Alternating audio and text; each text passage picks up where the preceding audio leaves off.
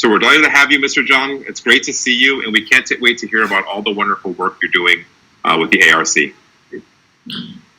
Thank you very much, George, for that warm introduction. And also a big thank you to Hendrik for making my life easier in making the case by the gravity of the situation when it comes to extreme weather. Let me, before I bring you the voice from Africa, where I'm based right now in Senegal, let me express my gratitude to IBM for helping us to make the case from Africa and bring in an African perspective, but more importantly, a human perspective of climate change. It is extremely uplifting to see that we can actually build public and private sector partnership with IBM so that we can combine our forces to help the communities across the world. Let me make 4 important points. Number 1, just walk you through some of the problems we're trying to address, particularly as far as Africa is concerned when it comes to climate change. And then second, the mandates have been given to my organization by the African Union to address those concerns. But our approach to working with a greater partnership to make sure we can provide some practical solution to Africa. And as George said earlier, we've been quite impactful, but the impact goes beyond just monetary impact. I'd like to walk you through also some of the great value addition that we provided to Africa so far. And obviously, the most important part of the conversation, as George said earlier, is to see going forward, how can we collaborate with organizations like IBM and other technological companies to make sure we innovate the way we actually profile risk on the continent. I think on the problem, if there was any doubt that we're dealing with extreme weather situation, you just have to watch the flooding situation in the US, the flooding in Germany, and recently also in Africa, just to demonstrate not only the earth is warming up, but it's creating tremendous challenges to many countries, including developed countries. I think second, what is not obviously hopeful is the fact that as Henry said earlier, unfortunately the earth is actually warming up. So we're not out of the wood yet. And the question is, how do we anticipate and making sure before this disaster occurs, we can take the necessary measures as well. Now, if I bring it down to Africa, the problem I just talked about are very specific problems that we're dealing with. And that is when it comes to drought. In many parts of Africa, particularly in the Sahel region, drought causes tremendous problem in terms of food security, but also in some cases pushing communities to get rid of their assets so they can survive and take care of their families and be able to keep them in school, in some cases also be able to generate some incomes as well. We're also dealing with tropical cyclone, which is a major problem in Madagascar, in Mozambique, again, with a similar human aspect across Africa. And obviously, flooding remains a major challenge in Africa because of the climate change situation. So because of all of that, we've noticed that what doesn't get talked about quite often in this conversation is the human face of climate change, even though Africa contributes less to the pollution and the warming up of the earth, but yet we happen to be suffering the most when it comes to climate change.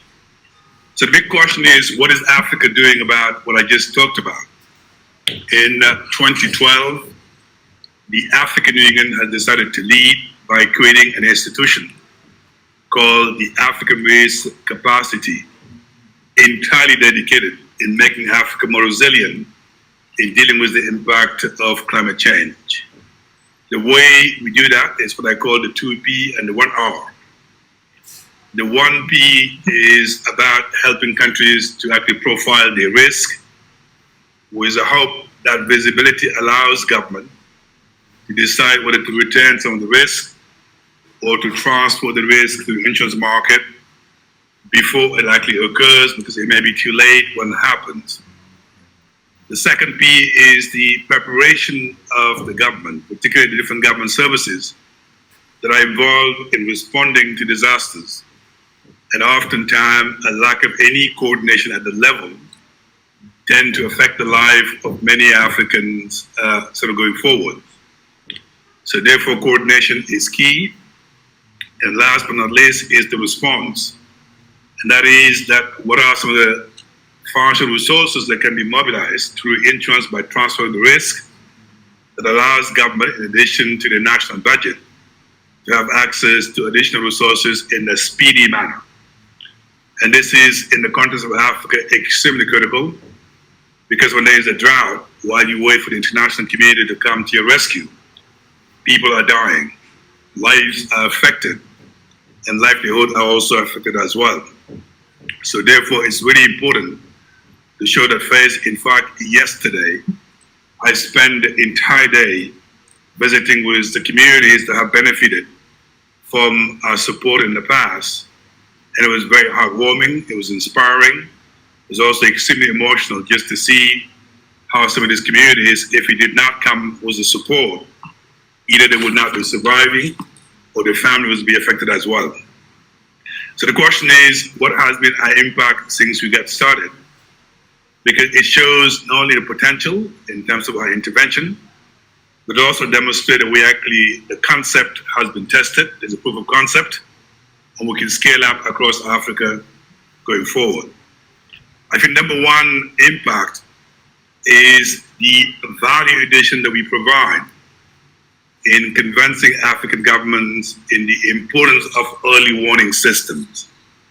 Disaster does not discriminate, and if you wait till it happens, it may be too late.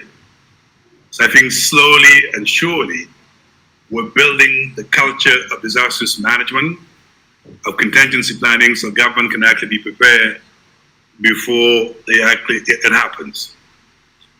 I think the second impact I see is the way we are empowering African governments to be on the leadership front in dealing with disasters. In other words, we can provide all the support necessary, but ultimately, government has to decide how much of the risk they would like to transfer, but also how much they are willing to coordinate themselves so they can get the necessary capacities to react to the needs of the communities. I think the third impact that we have, and that is our ability to model the risk. I mentioned earlier, we've been known for quite some time in modeling the drought risk in West Africa and other parts of Africa through a model that we designed called Africa Risk View, which allows us to use some data and anticipate 2-3 years down the road when drought is going to happen based on the rainfall in that particular country, and assess the impact it has on the communities and be able to anticipate. As of today, we've launched a tropical cyclone product. We're in the middle of designing a product in flooding, and we have had some good conversations with IBM to see how we can actually leverage and your know-how to be able to actually add as many products as possible so we can respond to the demand of our member states. I think the issue of number 4 is modeling. In today's world, any disaster, extreme weather can be modeled. And I think I'm preaching to the choir here, knowing that the majority of the audience are scientists. You believe in the power of modeling. I think what is important for us, beyond just the academic exercise, is the ability of how modeling can help our member state to anticipate, transfer the risk, and use that information so they can make some sound public policy decision as well. And last but not least is the financial payout that we provide. As I said earlier, when the country decides to transfer the risk through us, what they also do is the possibility, if that disaster actually happened and triggered, they can get a payout in the early stage, which allows them within 2-3 weeks of the disaster happening to get money, which they can use to support the communities that are vulnerable across Africa. And I can assure you, based on the visit that I did yesterday, talking to some poor communities in Senegal, it saves lives, it saves livelihood. So this is not a joke when it comes to climate change on the African continent. And our job is making sure we protect them. Now, I'm mindful that the scientists I'm talking to here attach a great deal of importance to mitigation and adaptation. But Africa also is dealt with the issue of resilience. And what I have just described so far is to make Africa more resilient while we're looking at investing into adaptation and mitigation as well. Let me wrap up by saying a couple of areas where I see we could work together with institutions like IBM and others. Number one, you obviously are the leader when it comes to using technology and modeling.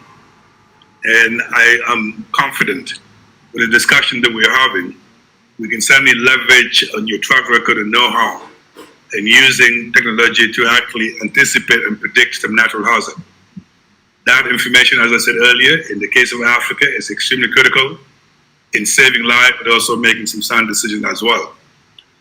I think second area where I see some challenges as far as concerned, our modeling has to be accurate. It has to be in a way that when we go and talk to the government, there is no ambiguity whatsoever of what's going to happen 2 years from now.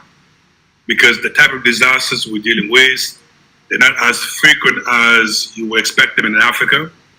And that's the reason why we can anticipate and be able to actually model them. So we certainly will look forward to looking at your modeling capabilities so we can model the disasters and be able to have a timely response in due course.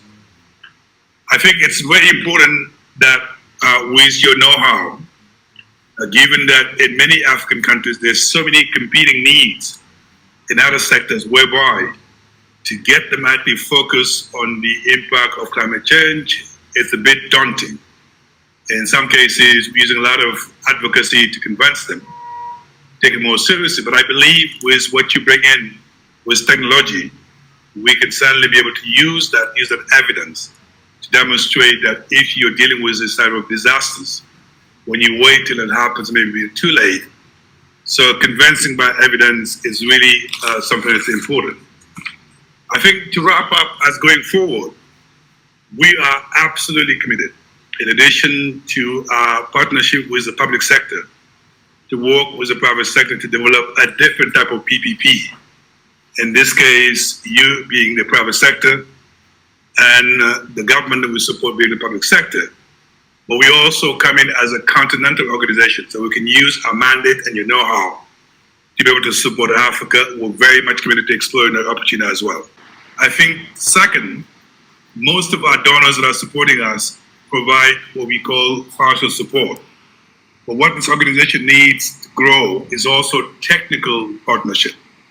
We need to build our capacities of our R&D department to make sure to model the risk. So any obviously offering that you have and making sure that we can build our technical capability, it will make us credible, it will make us much stronger to support our member states.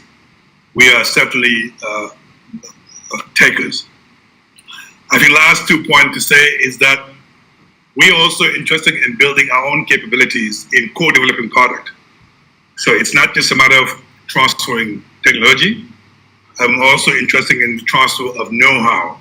So if we can actually co-develop some of this product, it allows us to actually bring in the African perspective, the reality of Africa, the ecosystem of the continent, so that the product that we design can also help us to further respond to the African countries. And I think last but not least, there's so many developmental organizations, such as the World Bank and other multilaterals. They are doing similar exercise. It is about time for us to join our forces so that we can have a menu of solutions matched to the demand of Africa so we can be helpful. So my takeaway message is the following. What I just described, if there's one thing to remember, is that what we do save lives. And what we do save the livelihood of Africans. So therefore, ultimately, unless we can demonstrate that all the work we do can lead to make Africa more resilient, protect life, we're not being successful in our mission. I am committed to doing that. I have no more hair because of that.